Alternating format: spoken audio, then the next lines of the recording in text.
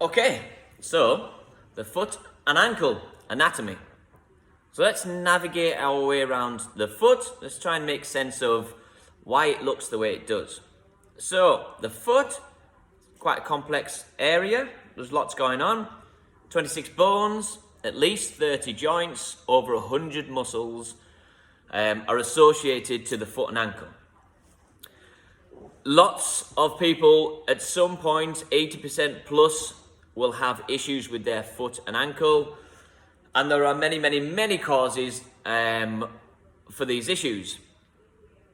Most of it being overuse. So we are asking our body, and in particular our foot and ankle, to produce more than actually what it's able to do. There are other potential reasons.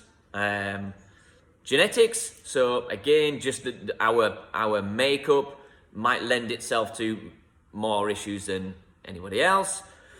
There's always a narrative around footwear causing problems. I'm not entirely sure how much support in terms of research there is for footwear relative to specific injuries. So let's get into it. There are two main joints that make up the ankle. We have our subtalar joint and our talar crural joint.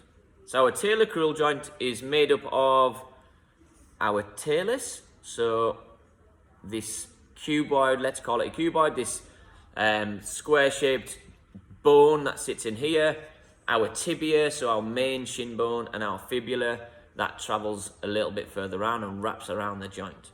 Within this joint, we only have two movements. So we have dorsiflexion and plantar flexion, so our foot moving up and moving down. Underneath this, we have our subtalar joint, which is the coming together of the same bone, so the talus, so this block bone here, and our calcaneum, so our heel bone. And around this joint, we only have two movements. We have inversion and eversion. So inversion and eversion, so this rocking of the heel bone inside and outside.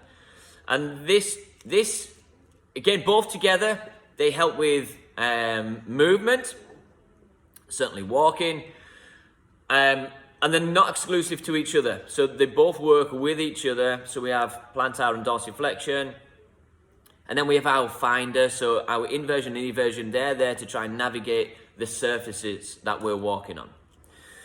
So, in and around here, again, we have certain bony landmarks that are important to us. So if I travel down a little bit on the inside of the foot, you have the navicular, so this block-shaped bone that make up our group of bones called our tarsals. The sticky out bit of the navicular tuberosity, again, is an important area for us to know and understand. Because we have tendons or muscles that attach to here. So this place in particular, we have our tibialis posterior or posterior tibialis tendon. Again, really important muscle that helps produce inversion of the foot and therefore manages eversion of the foot. If we go to the other side, so the outside, we have the base of the fifth metatarsal. So our metatarsals, 1, 2, 3, 4, 5. So your little pinky is our fifth, so the base of the fifth, anything that sticks out is a good place to stick stuff on. So this is a good attachment for one of our peroneals, that it's a group of muscles that wrap around the outside of our leg. Again, their job is to pull up towards the knee and invert the foot and therefore manage eversion. Okay. In and around here, let's talk about the carpals. So the carpals are a group of bones that sit in our mid-foot, and most of them are block-shaped. And these are really important because, contrary to popular belief, anywhere where there's a joint, it's no coincidence. Where there's a joint, there should be movement. However, these are mechanically set up in a certain way that if we were to invert, then these joints will allow some movement, but eventually they will lock and they create rigidity and stability. And when we invert, then these bones open up and allow space and therefore allow movement. So to have control over that, we need the soft tissue, these muscles that sit in and around this area, they have to be able to control the opening and the closing of these joints relative to the movement that we are trying to achieve. Okay, there are lots of different injuries and pains and problems that are associated to this area. So let's start round the back. So we have our Achilles tendon that attaches to our calcaneum. Tendons attach muscle to bone. You can't attach a bone to a muscle because it's just too brittle and it'll break. So you have these tendons, these white cord-like structures made up of collagen and fibrin with a bit of elastin, and are there to help with movement.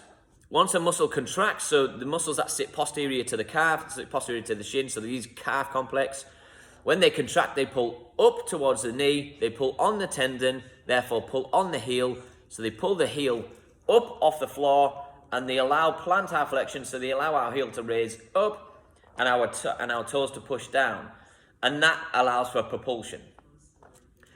On the dorsal side, so we have our tibialis anterior, and they do the exact opposite. It pulls up towards the shin and pulls up towards the shin, pulls the foot with it, and creates dorsiflexion.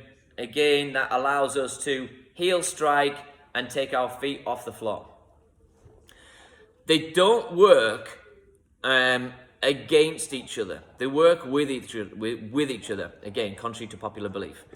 Again, on the outside to provide some sort of stability and to react to the surface that we're walking on. So we have the perineal group that we talked about. They're there to create eversion and manage inversion. Tibialis posterior.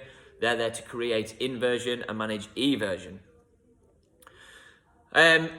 Lots of issues with the Achilles, with the tendon. Again, contrary to popular belief, lots of people would discuss footwear. I'm not entirely convinced that is a main contributor to these problems. Most of it is an overuse type issue, and it's a capacity issue. So you're trying to do too much too soon, or just overloading the tendon, and it starts to struggle, become inflamed, become irritable, and pretty angry. Also, in this area, you have your plantar fascia, so this flat material that goes from your heel, let's say to your toes. Again, it's there when it contracts is to help provide some sort of stability and support to our arch. But again, it's there to allow movement not to always stay tight and contracted and concentrically locked. We don't want that at all. I see many YouTube videos or people in social media discussing strengthen, and hold this position when we're squatting. Again, I'm not entirely sure that's a productive way to train, is to grab the floor and stay on the floor in this arched, rigid position. Remember we said these carpals, their job is to open and close. So they're there to allow eversion to happen or pronation to happen. They're there to allow our feet to flatten. And then as we create propulsion or as we walk, then they contract, they allow the arch to shorten, and that gets us up and off the floor. So our feet, they shouldn't really just go in a straight line through the sagittal plane. We should be moving through the frontal plane as well, or transverse. So our feet should be allowed to flatten, rotate in, and then as we leave the floor, we start to invert and push further towards our third, fourth, fifth metatarsals. That's how our foot works. Other injuries in this area, ligaments. Again, ligaments injuries are usually related to an incident or an accident, a twist or a fall. We have three main ligaments that sit on the outside. These are our lateral ligaments, ATFL, CFL, and PTFL. Then we have, let's call it one big ligament. So the deltoid ligament, it's wider. Again, more cord-like, more strap-like. These are, I imagine, more cord-like. Your medial, so the ligament on the inside provides better support and better stability. However, they do have branches and they do move into their own particular insertions. 90% of ankle inversion and ankle injuries are more inversion. It's where our ankle rolls in, so the soles of our feet face inwards, and we end up straining or stressing the ligaments that sit on the outside. Again, this can be uncomfortable, it can be painful, it can create swelling and bruising depending on the grade. And it means time out of sports or activity for however long, depending on the grade. So, I'm going to leave it there for now. My next video, we're going to pick a particular injury. I may start with the Achilles. So we're going to talk about the mechanisms of Achilles problems, going from stuff like tenosynovitis, tendonitis, tendinopathies, tendinosis, tendon ruptures. And then we'll talk about signs and symptoms, certain pathologies, and rehab. Hope this helps everyone. All best.